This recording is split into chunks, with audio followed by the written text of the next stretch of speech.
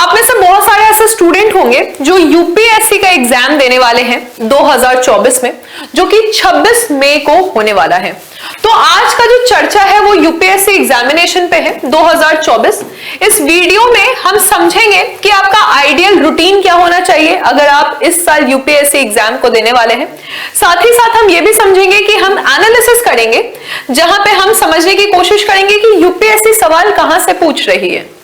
तो जो भी बच्चे हैं, खासकर वो बच्चे जो नए स्टूडेंट्स हैं, नए स्टूडेंट्स जो पहली बार यूपीएससी एग्जामिनेशन में अपेयर कर रहे हैं, अभी के पहले आपने उतना हार्डकोर तैयारी नहीं की है, उनके लिए क्या स्ट्रैटेजी होना चाहिए इन लास्ट के दिनों में कि हम किस तरह से मार्च, अप्रैल और मई के महीने को फ्रूटफुल रखें। और उन बच्चों के लिए जो कि एक्चुअली अभी यूपीएससी एग्जामिनेशन की तैयारी नहीं किए थे, किसी और एग्जामिनेशन की आपने तैयारी की थी और आप सोच रहे हैं कि इस एग्जाम को भी दें, आपका फर्स्ट अटेम्प्ट है, या फिर वो छात्र जो कि एक्चुअली पढ़ने में बहुत अच्छे हैं, वो यूपीएससी के ही स्टूडेंट हैं, लेकिन प्रीलिम्स नहीं हो पा रहा है, प्रीलिम्स में कुछ मार्क्स से हम बच जा रहे हैं।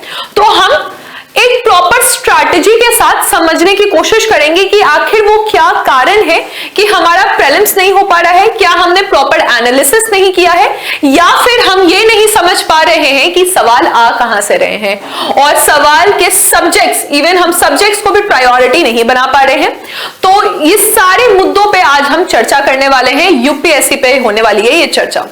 तो सबसे पहले जो बेसिक फैक्ट्स है उस पर बात कर लेते हैं। बेसिक फैक्ट्स क्या है हमारे कि यूपीएससी प्रीलिम्स 2024 का एग्जामिनेशन होने वाला है मई 2024, यानी कि लास्ट संडे को आपका ये एग्जामिनेशन कंडक्ट होने वाला है। ठीक है, तो अभी हमने समझा कि ये लास्ट संडे को आपका एग्जामिनेशन होगा और सितंबर के महीने में आपका मेंस भी है।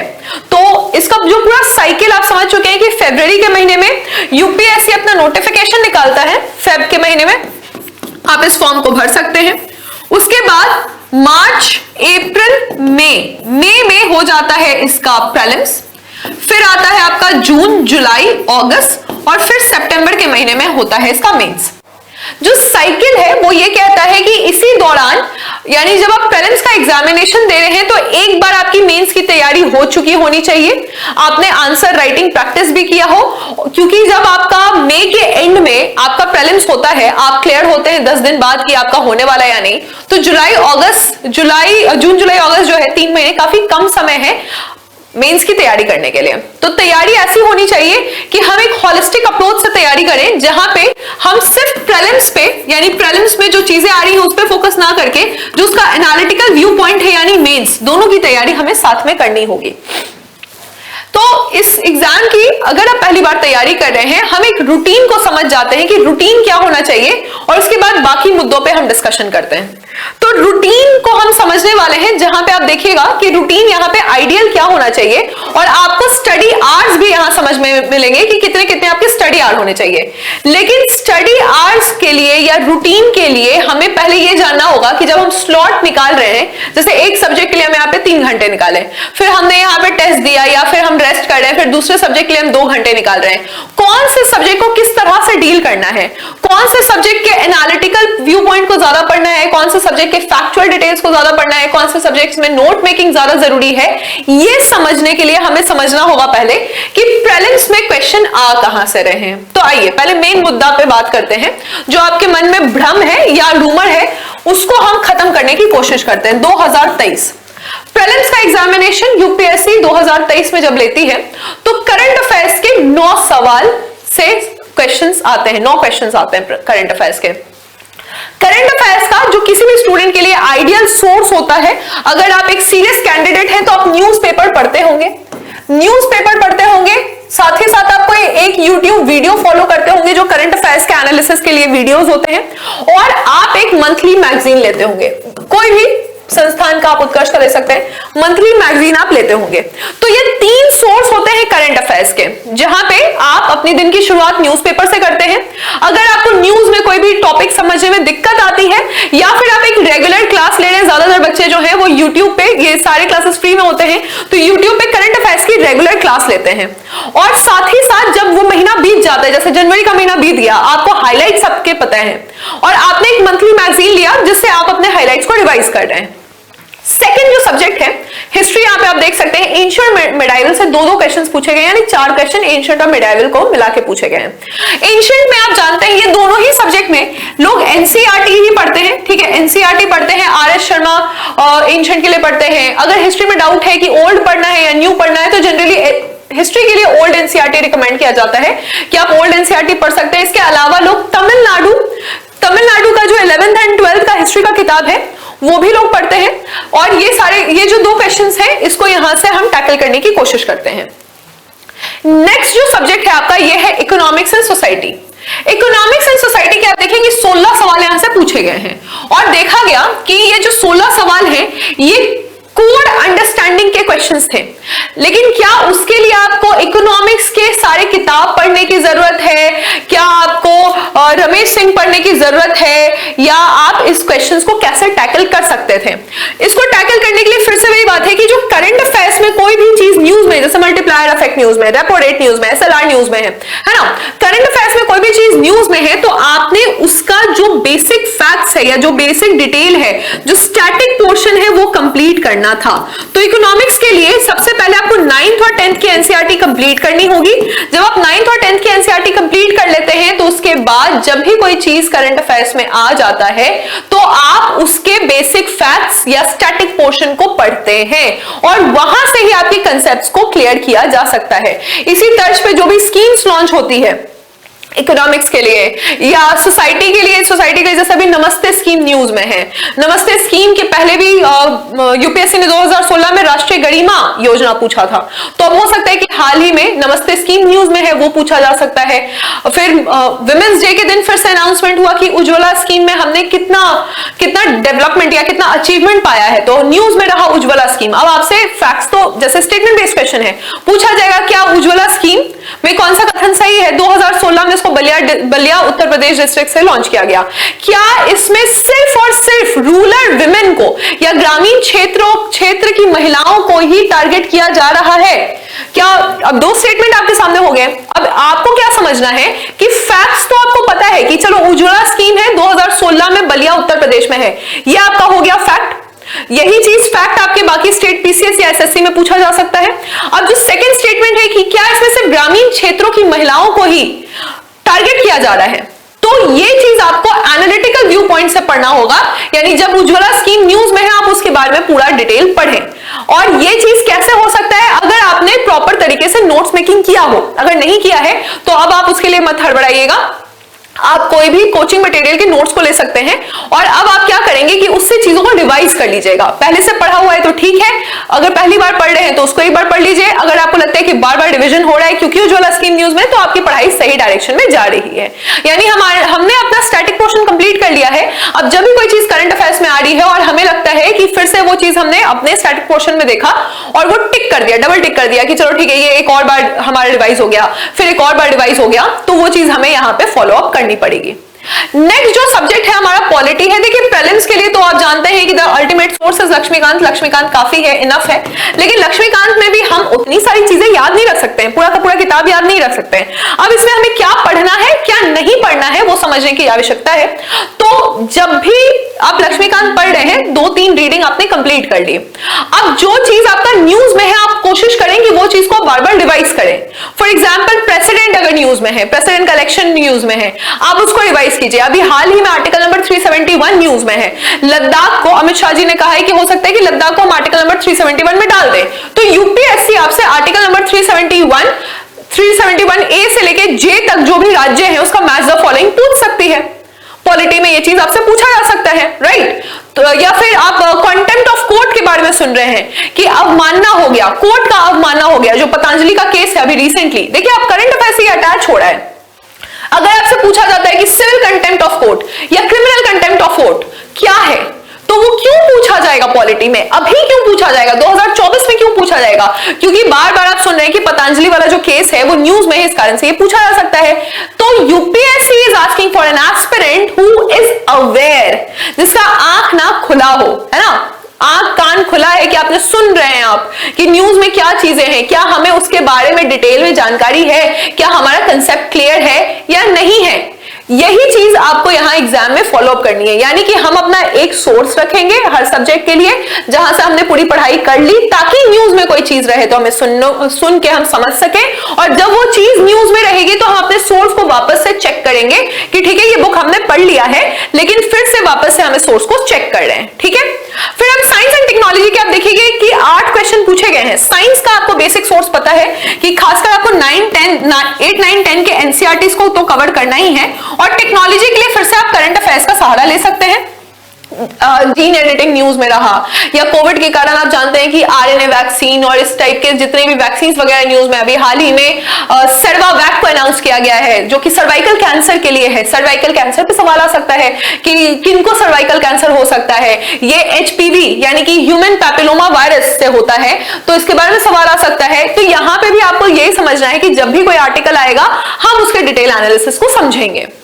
ज्योग्राफी एंड एनवायरमेंट, हाल ही में रहा रामसर साइट, आप जानते हैं कि अब भारत के पास 80 रामसर साइट है। एनवायरमेंट में जो टॉपिक्स न्यूज में, ज्योग्राफी में जैसे कि कुल्लाशेखरपट्टनम है ना, तो यहाँ पे भारत अपना स्पेस पोर्ट बना रहा है। तो जब भी ज्योग्राफी में ये सारी चीजें न्यूज में आप उसको पढ़ेंगे, लेकिन ज्योग्राफी में जो सबसे इंपॉर्टेंट पोर्शन होता है, लोग 11th के एनसीईआरटी को स्किप कर देते हैं, मत कीजिएगा। 6 से लेकर 12 तक के एनसीईआरटी को आप पढ़ लीजिए। ज्योग्राफी में न्यू एनसीईआरटी ज्यादा फ्रूटफुल है, आप ज्योग्राफी में न्यू एनसीईआरटी पढ़ते हैं, राइट।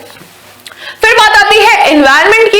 एनवायरनमेंट के लिए जो जैसे लोग शंकर आयस की किताब पढ़ते हैं, या आपने कोई कोचिंग मटेरियल बनाया हुआ है, कोचिंग मटेरियल रखा हुआ है, या आपने जो भी अपने नोट्स बनाए हैं उसको आप पढ़े, उसके लिए basic definition what is ecology, what is ecosystem, या हाल ही जो आपका रामसर कन्वेंशन है ना, जो ईरान में आपका वेटलैंड्स के लिए हुआ था, या आपने जो protocols, Nagoya protocol, Kyoto protocol, Paris climate change, तो ये सारे कंसेप्ट्स आपके क्लियर होने चाहिए, ताकि अगर न्यूज में कोई चीज आता है तो आप उसको इजीली कैच अप कर लें। ये स्ट्रैटेजी होती है एनवायरनमेंट की। आईआर एंड मिसलेनियस, ये भी आपका करंट अफेयर्स में ही कवर हो जाएगा। तो आपने देखा कि कहां से ज्यादा क्वेश्चंस आपके आए हैं, इसको हमने यहां समझने की कोशिश की है। उसके बाद हम देखेंगे यहां पे कि मॉडर्न हिस्ट्री है ना, ये आपने देख लिया यहाँ पे। फिर हम नेक्स्ट बाकी जो पिछले साल की बात कर लेते हैं। तो अब आपका ये कंसेप्ट क्लियर हो जाएगा कि देखिए ज्योग्राफी एंड एनवायरनमेंट के आपके यहाँ पे 36 क्वेश्चन पूछे गए हैं, लेकिन अगर हम फिर आगे देख रहे हैं तो एनवायरनमेंट में आप देखिए यहाँ पे 15 क्वेश्चन पूछे गए हैं, और अगर हम ज्योग्राफी की बात करते हैं तो यहाँ पे 10 क्वेश्चन पूछे गए हैं, तो 15 और 10 25 क्वेश्चन पूछे गए हैं। तो UPSC is not maintaining it's part, है ना। तो इस अपना जो पैटर्न है उसको ये मेंटेन नहीं कर रही है। पहले तो आप ये कंसेप्ट क्लियर रखिए। बहुत साल से बच्चे सोच रहे हैं ज्योग्राफी से क्वेश्चन नहीं आता है, और अब 2023 में क्या हुआ, अचानक से ज्योग्राफी इकोलॉजी से 36 क्वेश्चन आ गए। तो वही चीज यहाँ पे बार बार होता है कि आपको ये नहीं सोचना है कि यहां से ऐसे इतने ही क्वेश्चन आएंगे। जैसे आप स्टेट पीसेस देते हैं तो जनरली उसमें एक फिक्स नॉर्म रहता है कि यहां से इतने ही क्वेश्चन आ रहे हैं। यूपीएससी से आप ये एक्सपेक्ट नहीं कर सकते हैं, ये अनप्रिडिक्टेबल हो जाता है। लेकिन हम क्या कर सकते हैं, हम अपने तैयारी को कंटिन्यू करके रखें। जो भी हमने स्ट्रैटेजाइज किया हुआ है, हमने अपना गोल फिक्स किया हुआ है, बीच बीच में हो सकता है आपको स्ट्रैटेजी चेंज करने की जरूरत पड़ेगी, लेकिन आप कोई ड्रास्टिक चेंज लेकर मत आइएगा। अगर 36 क्वेश्चंस पूछे गए हैं ज्योग्राफी एंड इकोलॉजी से, तो ये जरूरी नहीं है कि अब आप सिर्फ इकोलॉजी एंड ज्योग्राफी पढ़ रहे हैं, बाकी चीज आपने इग्नोर कर दिया। हो सकता है 2024 में आपसे हिस्ट्री से ज्यादा क्वेश्चन पूछे जाए, आर्ट एंड कल्चर से बहुत सारे क्वेश्चन पूछे जाए, क्योंकि आर्ट एंड कल्चर में मंदिर आपके बहुत सारे न्यूज में, यूएई में मंदिर बना है, राम मंदिर न्यूज में है ना, तो मंदिर के आपके आर्किटेक्ट पूछे जा सकते हैं। आपने अवेयर रहना है कि इस साल हुआ क्या क्या है। इसरो का गगनयान मिशन, उसके बारे में पूछा जा सकता है। इसरो ने जीसैट 3DS को लॉन्च किया है, तो जीसैट 3DS के बारे में पूछा जाता है। क्रायोजेनिक इंजन वापस से फिर से न्यूज में आ गया है ना। तो you need to be aware with your current affairs and then you need to understand the GK static portion of it। लेकिन वो ये ऐसा नहीं कि अब आप पहले ही करंट अफेयर्स पे ही ज्यादा फोकस करेंगे। करंट अफेयर्स को आप दिन में 1 से 2 घंटा दीजिएगा, और बाकी सब्जेक्ट्स को आप उसका अपना कंसेप्ट क्लियर करते रहिएगा कंसेप्ट, और जब उसमें से कोई पर्टिकुलर चीज न्यूज में है तो आप उसको रिकैप कर लेंगे। दिस इज द मेन तरीका ऑफ तैयारी करना है अगर आपको यूपीएससी का, राइट। तो यहां पे हम देखेंगे कि करंट अफेयर्स में इंडिया से 12 क्वेश्चन पूछे गए हैं, इंटरनेशनल से 1 क्वेश्चन पूछे गए हैं, और 2021 में 5 क्वेश्चन, और इंटरनेशनल से कोई क्वेश्चन नहीं पूछा गया है। फिर जब हम गवर्नमेंट स्कीम देख रहे हैं तो 5 क्वेश्चन यहां पूछे गए हैं, 1 क्वेश्चन यहां पूछा गया है। एनवायरमेंट एंड इकोलॉजी में 15 क्वेश्चन पूछे गए हैं, 2021 में 21 क्वेश्चन पूछे गए थे। इकोनॉमिक्स में 15 क्वेश्चन और 14 क्वेश्चन, तो इकोनॉमिक्स जो है वो अपना मेंटेन कर रहा है। इकोनॉमिक्स में फिर 16 क्वेश्चन यहाँ पे पूछे गए, हो सकता है इस बार भी ऐसे ही 15, 16, 17 क्वेश्चन पूछा जाएगा। और जब आप एंशिएंट और मेडिएवल हिस्ट्री की बात करते हैं तो देखिएगा पहले, इसके पहले जो हमने देखा कि 2-2 क्वेश्चन यानी 4 क्वेश्चन पूछे गए थे, लेकिन 2022-2021 में क्या हुआ है, 12-12 क्वेश्चन यहाँ पे पूछे गए हैं। मॉडर्न हिस्ट्री की जब हम बात करते थे कि मॉडर्न हिस्ट्री में बच्चे जो है स्पेक्ट्रम ही पढ़ते हैं ज्यादातर, तो स्पेक्ट्रम पढ़ा जाता है। लेकिन आप देखिएगा हमने पूरा हिस्ट्री पढ़ लिया या मेडिएवल हिस्ट्री पढ़ लिया, लेकिन हमने कहीं पे भी किसी भी किताब में लचित बारफुकॉन के बारे में नहीं पढ़ा, फॉर एग्जाम्पल। ठीक है, हमने लचित बारफुकॉन के बारे में नहीं पढ़ा। कौन है लचित बारफुकॉन? अब क्यों ये पूछा जा सकता है एग्जाम में, क्यों अहोम डिस्ट्रिक्ट आपसे एग्जाम में पूछा जा सकता है? अगर आप जान रहे हैं कि असम में मोदी जी ने लचित बारफुकॉन की मूर्ति का अनावरण किया है हाल ही में, तो लचित बारफुकॉन न्यूज में आ गए हैं। अहोम डायनेस्टी पूछा जा सकता है, बैटल ऑफ सरायघाट आपसे पूछा जा सकता है। फिर आपको लगेगा कि मैम अचानक से सरायघाट का बैटल क्यों आ गया एग्जाम में? एग्जाम में सरायघाट का बैटल इसीलिए आ गया क्योंकि वो करंट अफेयर्स में रहा है। यही this is the way you will link your subject with the current affairs. Now this is an example of history also, यानी आपको इतिहास में भी इसका एग्जांपल मिल रहा है कि आप हिस्ट्री को किस तरह से लिंक करेंगे। पॉलिटी में आप देखिए 10 क्वेश्चन और पहले 17 क्वेश्चन पूछे गए। जनरल साइंस से कोई क्वेश्चन नहीं पूछा गया था 22 में, 21 में यहाँ पे 8 क्वेश्चन पूछे गए। मिसलेनियस से भी कोई क्वेश्चन नहीं आया था। आर्ट एंड कल्चर से पिछले बार 22 में क्वेश्चन नहीं आया था, लेकिन 21 में क्वेश्चन आया है। तो अब आपको ये बात समझ में आ गई है, आपको ये बात समझ में आ गई है कि यूपीएससी इज एक्चुअली अनप्रिडिक्टेबल। हमको नहीं समझ में आ सकता है कि यूपीएससी कब किस साल कौन सा क्वेश्चन पूछ ले। तो अब हम क्या करेंगे, अब हम इसके लिए अपना स्ट्रैटेजी फिक्स करेंगे, because UPSC is not fixed in terms of number of question and the patterns.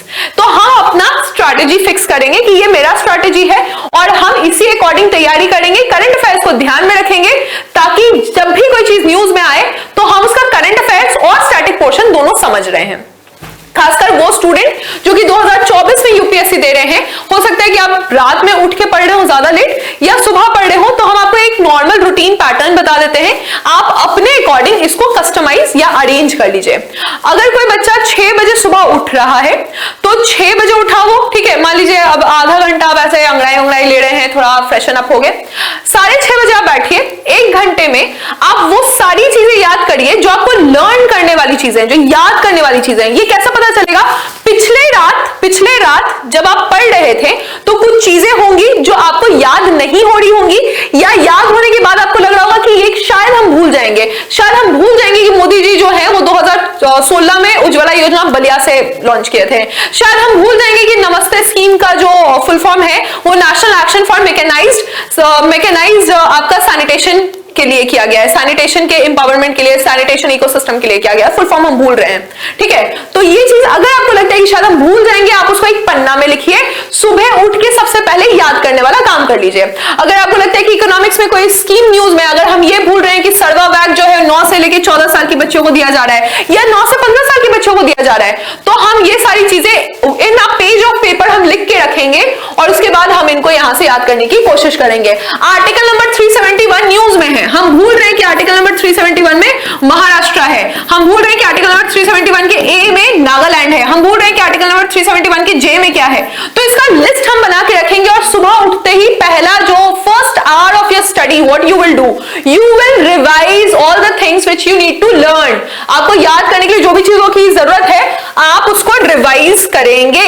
फिर हम क्या करते हैं, फिर हमने बहुत सारी चीजें याद कर ली थी कि पढ़ाई जो है वो सिर्फ उस समय नहीं की जाती जब आप टेबल कुर्सी पे बैठे हैं। पहले तो अगर कोई बच्चे बिस्तर पे पढ़ रहे हैं प्लीज मत करिएगा, टेबल कुर्सी पे बैठ के पढ़िएगा। देखिए मन में एक चीज होता है कि हम यूपीएससी के स्टूडेंट हैं, एक्चुअली आपने बस मेहनत करनी है। आप किसी भी चीज के स्टूडेंट हो, आप एसएससी के स्टूडेंट हो, आप पीसीएस के स्टूडेंट हो, आप यूपीएससी के स्टूडेंट हो, स्ट्रैटेजी एक ही होती है कि आप जब भी पढ़ रहे हैं आपका आउटपुट मैक्सिमम होना चाहिए। आप 2 घंटे के लिए पढ़ रहे हैं तो भी आपका आउटपुट मैक्सिमम होना चाहिए, आप कितने भी देर के लिए पढ़ रहे हैं तो भी आपका आउटपुट मैक्सिमम होना चाहिए, राइट।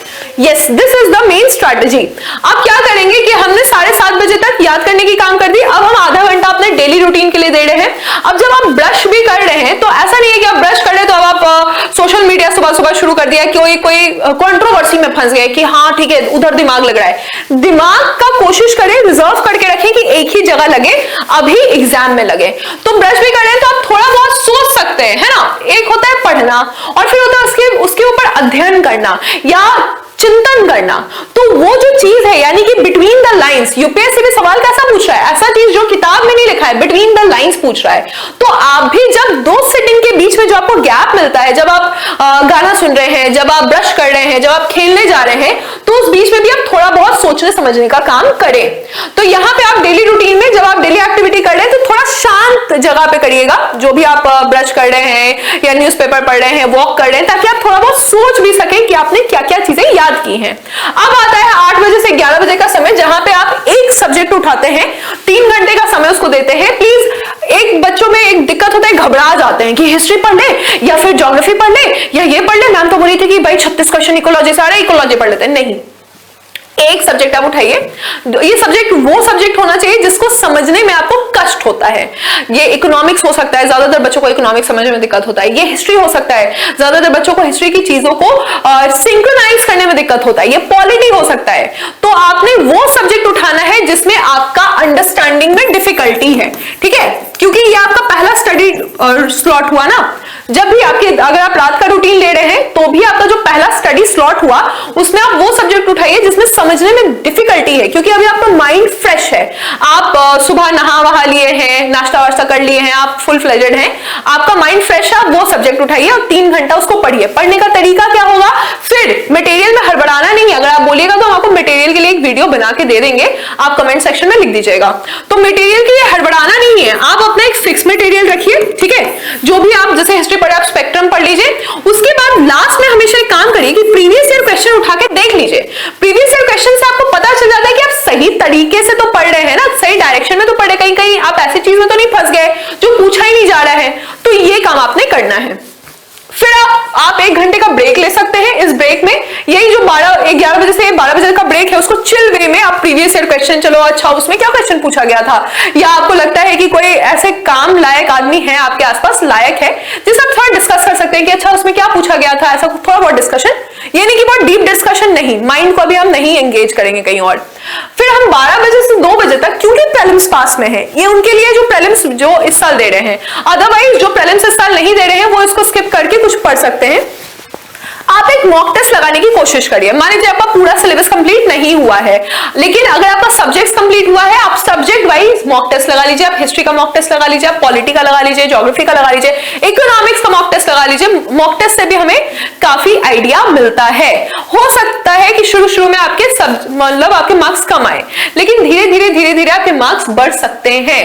तो मॉक टेस्ट का ये फायदा होगा कि शुरू में मार्क्स कम है, धीरे धीरे मार्क्स बढ़ेंगे, कॉन्फिडेंस आएगा, और जो क्वेश्चंस आपसे पूछे जा रहे हैं वो भी आपको फायदा होगा, कहीं ना कहीं आपकी नॉलेज में बढ़ोतरी लाएगा। लेकिन कोशिश कभी भी, देखिए शुरू में क्या होता है कि हमने कोई भी कोचिंग का, बहुत फेमस कोचिंग है, इसका टेस्ट सीरीज उठा लिया और हमने कोशिश किया कि भाई ये 100 क्वेश्चन रट जाते हैं। ये काम मत कीजिएगा, कोई फायदा नहीं होगा आपको। अगर कोई भी स्कीम भी न्यूज में आ रहा है, आपको लगता है ये चीज आपका स्कीम न्यूज में, जैसे WHO का 90, 70, 90 न्यूज में है, ठीक है, ये सर्वावैक के लिए है, सर्वाइकल कैंसर के लिए है, अगर ये न्यूज में है तो हम उसको समझने की कोशिश करेंगे। भले आप एक दिन में 20 टॉपिक्स पढ़ पा रहे हैं, नहीं कर पा रहे 100, 5 ही कर पा रहे, लेकिन उसको समझिएगा। ये नहीं कि मॉक टेस्ट रट जाइएगा।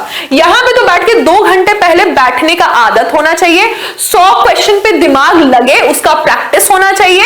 ये 2 घंटे में आप यही काम करेंगे।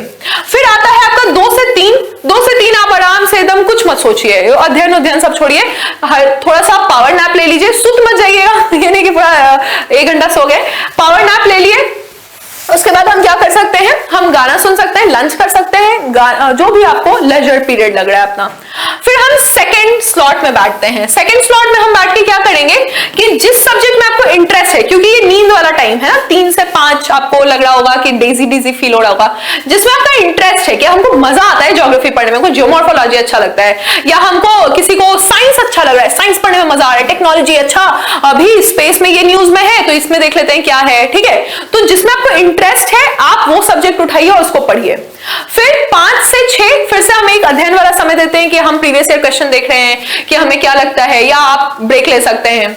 फिर हम उठेंगे 6 बजे से 9 बजे तक, वो सब्जेक्ट जहां पे हमने नोट्स मेकिंग बिल्कुल नहीं किया, हमने कुछ नहीं लिखा है उसके बारे में, हम खुद से लिखेंगे अपने हाथ से। और ये इसीलिए भी है क्योंकि अभी तक आप थक गए होंगे, तो हम लिखने वाला सब्जेक्ट उठाएंगे जहां पे आपको लगता है कि अच्छा साइंस का है तो बुलेट पॉइंट में हम इसको सुंदर से, जैसे लड़कियां पढ़ती है ना कि नया नया पेन लेके नया नया कलर लेके उसको हम उसका नोट्स मेकिंग कर लेंगे ताकि वो चीजें हमें याद करें। इस समय आप वो सब प्रिपेयर भी कर लीजिएगा जो आपको नेक्स्ट डे याद करने वाली जो चीजें हैं वो भी आप यहाँ पे प्रिपेयर कर सकते हैं।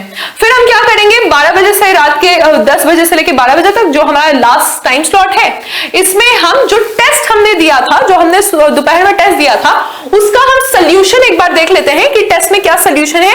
अगर आपको ऐसा लगता है कि 100 के 100 क्वेश्चन हम एक बार में नहीं देख पा रहे हैं, कोई बात नहीं, आप उसी टेस्ट को नेक्स्ट डे रिवाइज कर लीजिए, या उसी टेस्ट को जो टेस्ट स्लॉट है वो फिर से री अटेम्प्ट दे दीजिए, ठीक है। पहले आपको लगेगा कि 100 में हमारे 20 मार्क्स आए हैं, फिर आप री अटेम्प्ट देंगे तो चलो इस बार 40 नंबर आ गए, फिर हो सकता है कि आप 4 बार उसको री अटेम्प्ट दे दीजिए, ठीक है, कोई दिक्कत नहीं है। फिर आपके 60 नंबर आए, 80 जाते जाते तक आपको भी कॉन्फिडेंस आने लगेगा। फाइन, ज्यादा कट ऑफ नहीं जाएगा। 200 में 200 में कट ऑफ क्या होता है, 100 के आसपास होता है, यानी कि 50% तक आपको काम कर लेना है। अगर आपके टेस्ट में 60-70% मार्क्स आ रहे हैं तो this is a good score, this is a very good score. Fine, इसलिए ज्यादा पैनिक होने की जरूरत नहीं है। लेकिन टेस्ट में कोशिश करें कि जो भी क्वेश्चंस पूछे गए हैं वो अगर आपके सामने वापस से आते हैं तो आपको दिक्कत ना हो, वो क्वेश्चन 100% आपने किया हो। फिर लास्ट आवर में आप क्या कर सकते हैं, अगर आप संसद टीवी वगैरह न्यूज सुनते हैं आप वो सुन सकते हैं, या आप कोई यूट्यूब चैनल देख रहे हैं जिसमें आप करंट अफेयर्स पढ़ रहे हैं, या आप अपने कोई सब्जेक्ट पढ़ रहे हैं, किसी चैनल से आप रिवाइज करें, आप उसको कर सकते हैं। और फिर फाइनली आप अपने प्रीवियस ईयर क्वेश्चन को रिवाइज करें। सो ये मैंने आपको बताया, एक एनालिसिस बता दिया आपको कि प्रीवियस ईयर क्वेश्चंस के हिसाब से कि यूपीएससी सवाल कहां से कौन से सब्जेक्ट से पूछ रही है, और इस समय आपका रूटीन क्या होना चाहिए, दोनों ही तरह से। अगर आप अभी नया नया तैयारी शुरू कर रहे हैं या फिर आप इस साल एग्जाम देने ही वाले हैं, तो आपका ये स्ट्रैटेजी क्या होना चाहिए। इसके अलावा अगर आपको यूपीएससी से रिलेटेड और कोई भी वीडियो चाहिए जहां पे आपको बुक लिस्ट चाहिए, या फिर बेस्ट यूट्यूब सेशंस कौन से होने चाहिए आपके एग्जाम्स के लिए, या कौन सा टेस्ट सीरीज आपको लगाना है, तो आप मुझे कमेंट सेक्शन में बताएं, हम लोग उसके लिए आपके लिए एक सेशन बना के ले आएंगे। इसी तरह की वीडियो के लिए आप सब्सक्राइब कर सकते हैं इस चैनल को, यूपीएससी उत्कर्ष। मेरा नाम है कीर्ति पांडे। Thank you.